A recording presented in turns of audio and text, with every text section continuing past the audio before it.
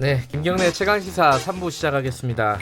사건의 이면을 들여다보고 깊이 있게 파헤쳐보는 시간입니다. 추적 20분, 오늘도 두 분 모셨습니다. 박지훈 변호사님 안녕하세요. 안녕하세요. 박지훈입니다. 네, 장용진 아주경제 기자님 안녕하세요. 예, 안녕하십니까. 오늘은요, 아까 예고를 잠깐 해드렸는데 이 조국 장관의 가족 펀드, 일명 가족 펀드죠. 네, 사실은 뭐 사모 펀드가 이제 공식적 용어겠지만, 요 수사가 한참 진행 중인데 이게 좀 복잡합니다. 이게 금융 계통에 계신 분들이야 뭐 네. 간단한 문제겠지만은 일반 시민들은 이게 뭔 소린가 복잡한 얘기들이 많아요. 너무 많은 얘기가 나오기 때문에 네. 이게 뭔 말인지 나쁜지 잘못된지 일단 좋은지 단어도 어렵고. 예. 그리고 지금 나오는 얘기들 잘 살펴보면은 앞뒤가 좀 안 맞는 내용들도 많아요. 아, 그래요? 사실은 보면 앞뒤가 안 맞는. 그래서 이거는 이 얘기를 검찰이 왜 했지? 이건 오히려 더 이제 정경심 교수 또 혹은 조국 장관 측에 유리한 얘기인데 어떻게 흘러나왔을까? 라는 생각이 들지. 달리 말하면은 검찰 역시도 정확하게 이 사건에 대해서 얼개가 파악이 되지 않았다라는 의미가 되겠죠. 깔끔하게 오늘 한번 정리를 해보죠. 네, 그러니까 네. 중간에 그런 생각도 들었어요. 아니 그러면 조국 장관 부부는 피해자 아니야? 네, 그런 얘기도 많이 있죠. 이런 느낌도 있었고 그 뒤에 나온 거 보면 또 연관이 또 있는 것 같기도 네. 하고. 자, 오늘 좀 정리 좀 해보겠습니다. 일단은 어제 오촌 장관이란다. 네. 오촌 조카. 네, 조모 장관의 씨. 오촌 조카. 네, 조 장관의 오촌 조카 구속이 됐습니다. 구속이 조금 예상이 됐었어요. 왜냐하면 이전에 그 대표 둘이 최모 씨하고 이모 씨 관련해서 영장을 기각하면서 주범은 아니다 이 사람들이. 네. 그 범죄 사실을 인정하고 있다.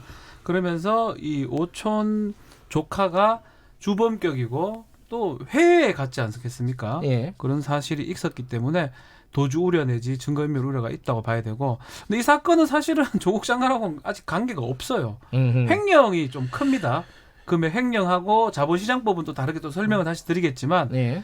뭐 주가 부양 이런 관련된 그 부분에 대해서 혐의 사실이 인정되고 도주 우려가 있고 범죄 상당성이 있기 때문에 구속영장이 발부가 됐습니다. 근데 이제 앞서서 아까 말씀하셨죠. 두 명에 대한 그 구속영장 기각이 됐는데 네. 한 명은 그 운용사, 그렇죠. 펀드, 사모펀드의 운영사인 코링크피. 이제 익숙하실 거예요, 단어가. 하도 많이 들어서 예. 코링크피. 예, 코링크피 대표에 대해서 영장이 기각됐고 또 하나는 그 코링크피가 만든 사모펀드에서 투자한 그렇죠. 웰스 CNT. 아유 복잡하다. 여기 대표도 구속영장이 기각이 됐습니다. 기각됐습니다. 그런데 이상한 거는 오촌 조카는 발부가 됐어요, 영장이. 그렇죠. 예. 이 사람은 도대체 뭘 한 겁니까 여기서? 쉽게 말해서 사실 이 사건 전체에 보면은 주범은 이 오촌 조카라고 보면 됩니다. 예. 이 오촌 조카가 거의 대부분의 행위, 이제 주가 부양을 시키려고 했던 형이라든지 네. 우회 상장을 해가지고 주가 차익을 시세 차익을 얻으려고 했다라든지 예. 또는 그 여러 가지 부정적인 의미가 대신 또 돈을 빼돌렸다든지 네. 뭐 이런 얘기, 그다음에 그 투자를 하는 척하면서 자금을 빼냈다든지 이런 내용을 전부 다 오촌 조카가 했다는 부분이 이미 거의 다 확인이 된 것 같아요. 다만 이제 지금 가장 핵심되는 부분은 일단 이 오촌 조카의 행위하고 조국 장관의 부인 정경심 교수가 어느 정도 연관이 있는지, 예. 정경심 교수가 어느 정도 알았는지 또는 어느 정도 개입했는지 이 부분이 지금 현재 핵심적인 내용이 그렇죠. 되는 겁니다. 정경심 교수 얘기는 조금 이따가 네. 하고요. 이 오촌 조카가 아까 지금 횡령 얘기도 하셨고 뭐 주가 조작 얘기도 하셨고 여러 가지 얘기를 하셨는데 구체적으로 뭘 한 건지. 자, 일단은 오촌 조카가 이 코링크피라는 이 회사를 운영을 사실상 했을 것으로 지금 보입니다. 대표가 따로 있긴 한데요. 네. 실질적으로 본인이 운영을 하면서 네. 가장 지금 잘못된 행동 중에 하나가 이 사모펀드를 운영할 때, 아니 뭐 일반 회사도 똑같습니다. 주가를 함부로 올리면 안 됩니다. 막 예컨대 인위적으로. 공시를 예. 거짓말로 한다든지, 예. 아니면 지금 이거는 이 거래도 없이 거래한 것처럼 무자본 거래 같은 걸 했으면 이거는 영 다른 문제입니다. 자본시장법상에. 예전에 증권거래법 관련된 그런 게 이 법이 바뀌었는데 자본시장법 위반이 하나가 있고요. 예. 그 자본시장 위반을 통해서 얻었던 돈을, 예. 그 돈 자체를 50억 정도를 빼돌린 거예요. 딴 데로. 아. 딴 데로 빼돌린 게 특정경제가중처벌법상의 횡령 배임이 성립이 하고요. 음흠. 이거 관련해서 인터넷 전화를 걸어가지고 그 코링크피의 지금 명목상 대표한테 전화 걸어서 이거 큰일 났다, 좀 도망가자, 피하자, 그 증거 인멸 교사 부분 세 가지 지금 범죄로 영장이 발부된 것입니다. 근데 이게 아까 제가 처음에 많이들 헷갈려하는 부분이 아니 그러면 조 씨가 오촌 조카긴 하지만 네. 멀다면 멀고 또 가깝다면 가깝지 약간 먼 친척이에요. 말하자면 그렇게 가까운 친척은 아니죠. 네, 당숙이잖아요. 예. 당숙 네. 옛날 말로 하면은 그 조 장관이요. 네. 근데 여기서 조 장관 혹은 뭐 정경심 교수하고 어떤 연관이 있는 거예요, 여기가? 그러니까 이 사람들이 그러니까 조국 장관 가족들은 피해자 아니냐? 이 먼 친척한테 돈만 주고 돈을 날린 피해자 아니냐? 이렇게 생각이 될 그러니까 수도 있잖아요. 굳이 자유한국당의 이제 조국 장관 TF팀, 네. 뭐 관련된 TF팀이라든지 아니면 검찰에서 나오는 얘기에 따르면 그 모든 어떤 일을 정경심 교수 내지 또 그 뒤에는 조국 장관이 있겠죠. 같이 해가지고 빼돌리고 수익을 얻기 위해서 했다라는 겁니다. 지금 연결고리는 전혀 없습니다. 아 그건 이제 예. 어떤 뭐 추정 그죠. 그거 말고는 추측. 드러난 건 없는데 언론에서는 계속 이제 다른 것만 나와요. 하드디스크를 뭐 교체했다. 근데 예. 그 본질의 내용은 결국은 범죄가 있어야 될 거 아닙니까? 예. 굳이 지금 거론될 수 있는 범죄는 지금 말했던 자본시장법을 같이 위반했다. 공동정범입니다. 같이 하든지 횡령을 같이 한다든지. 근데 횡령도 안 되는 게 자기가 냈던 돈을 횡령하기 좀 어렵거든요. 또 구조상은 저는 이해가 좀 안 되고 또 하나가 지금 가능성이 좀 있는 게 어제도 영장에 적시됐다가 지금 빠졌던 부분인데 공직자윤리법 위반이 있습니다. 공직자윤리법에 따르면 공직자 일정 어떤 그 계급 이상의 공직자는 네. 자신의 이해 충돌 관련된 어떤 일을 못하도록 돼 있는데 네. 그거 위반 소지가 있다라는 뉘앙스를 했는데 그것도 처벌 규정이 없어요. 그거는 처벌할 수 있는 규정이 없기 때문에 그래서 저는 딱 떠오르는 거는 굳이 있다면 직권남용 정도 같아요.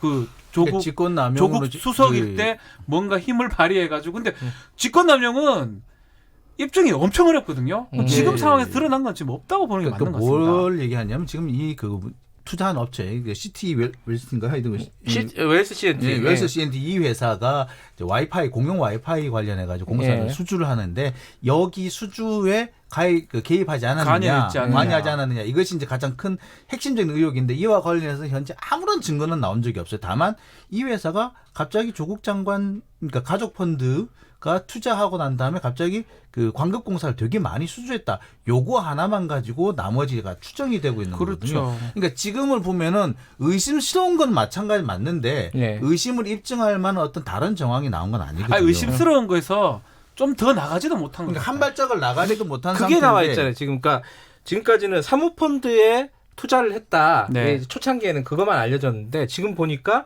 운용사에도 정경심 교수의 돈이 흘러갔다. 네, 돈이 흘러가 있는 것으로 되어 있죠. 또 5억 정도가 정경심 교수의 동생을 통해서 지금까지 정경심 교수 동생 그러니까 조국 장관의 처남이죠. 처남을 통해서 이제 흘러 들어간 것이 돼 있고 그래서 투자 지분을 가지고 있더라라는 건데 그래서 뭐 어쨌거나 이 부분에 결국에는 보면은 이 펀드 사모펀드하고 사모펀드 운영사에 모두 개입을 했으니까 결국에 이게 사모펀드 이게 블라인드 투자여야 하는데 블라인드 투자가 아니지 않느냐 그렇죠. 이런 의미가 되거든요. 근데 이 부분이 문제가 될 수는 있습니다만 이것도 투자자를 처벌하진 않아요. 운영자를 처벌하거든요. 아하. 제가 상법 박사거든요. 박사시라고요? 박사? 근데 제가 봐도 잘 모르겠어요.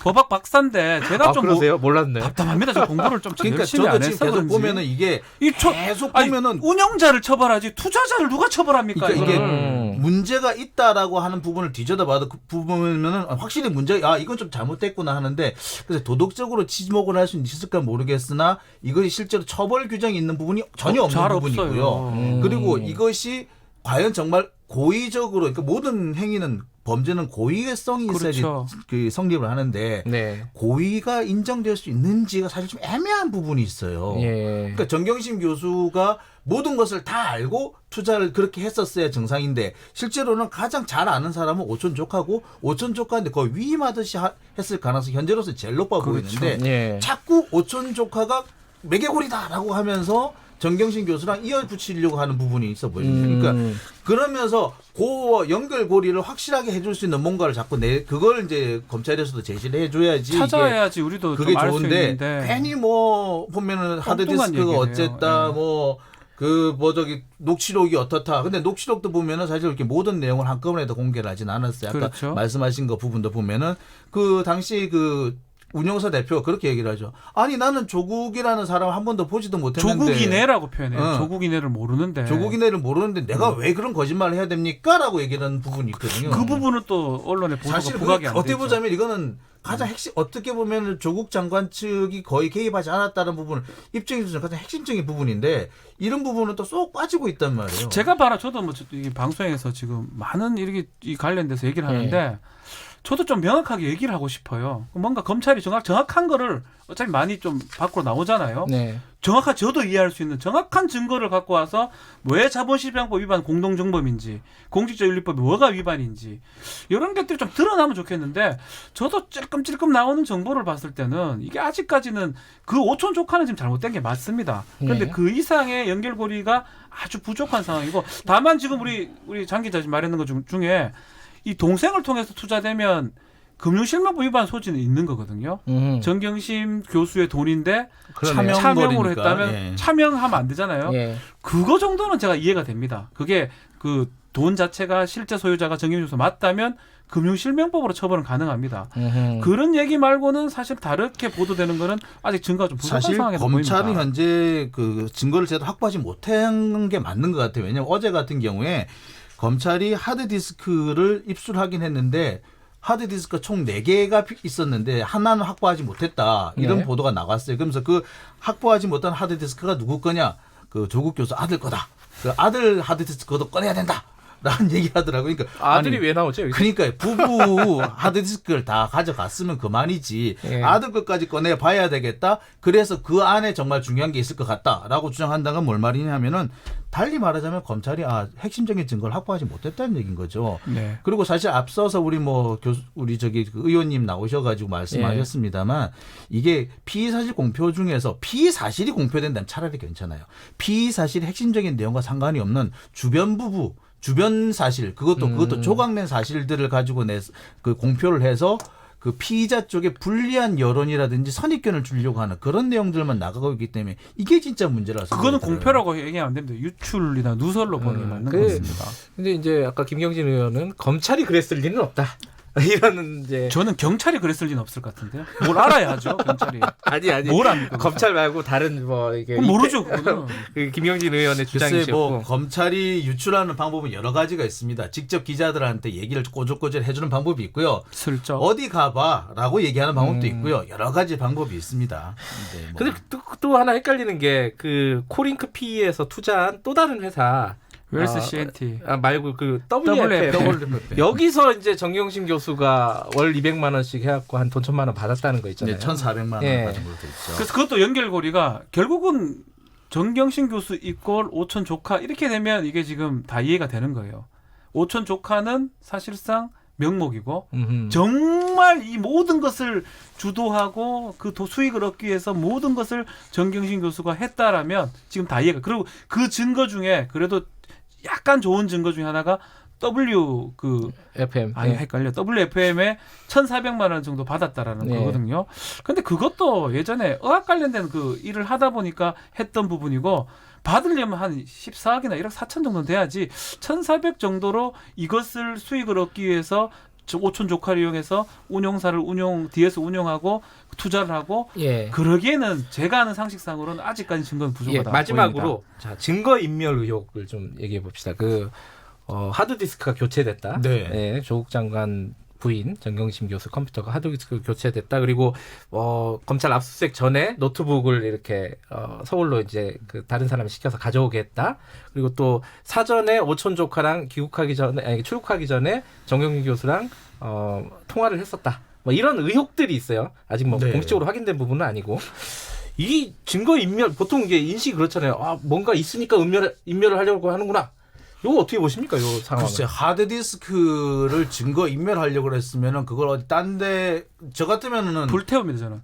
저기 강에 버리든가. 한강에다 버렸을 네. 거예요. 네. 안 그러면은 당시 사법농단 당시에 우리 유모 네. 전 판사처럼 던져버렸죠. 아니 긁어버리든가 네. 디가우징. 디가우징 하든가 했지. 그걸 왜 그대로 놔두겠습니까? 그걸 복사해서 또 그것도 복사를 해서 2개를 다 가지고 있었다면은 그거는 증거 인멸이 아니라 증거를 증거? 2개, 3개 만든 거 복사해 놓은 거거든요. 그러니까 저는 이걸 이런 상황에서 언론 보도가 조금 문제가 있는 것 같아요. 예. 이거는 사실은 검찰에 제출된 자료만 보면 네. 이게 포렌식이라는 기법이 있어요. 예. 다 복구가 가능해요.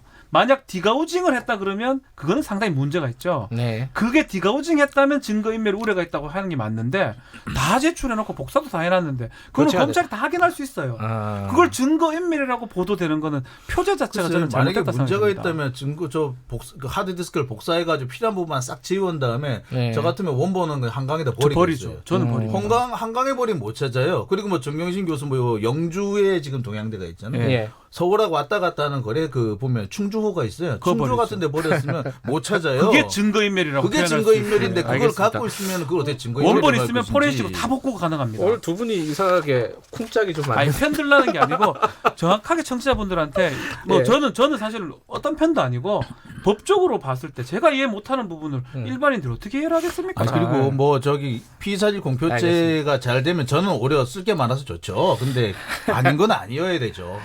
예, 그 2부에서 김경진 의원 나오고 3부에서 이렇게 얘기하니까 균형이 아주 잘 맞는 저는 것 사실 같습니다. 아까 김경진 의원님 와 계실 때 뛰어들고 싶었어요. 지금. 들어오시지 그랬어요. 검사 출신이라서 그런 것 알겠습니다. 같아요. 오늘은 상법 박사 박지원 변호사님과 장영진 아주경제 기자 두 분과 이 조국 후보자 제가 후보자라고 죄송합니다. 장관 됐습니다. 조국 장관의 그 펀드 의혹과 관련해서 좀 해설하는 시간을 좀 가져봤습니다. 오늘 두 분 고맙습니다. 감사합니다. 감사합니다. 김경래 최강시사 듣고 계신 지금 시각은 8시 46분입니다.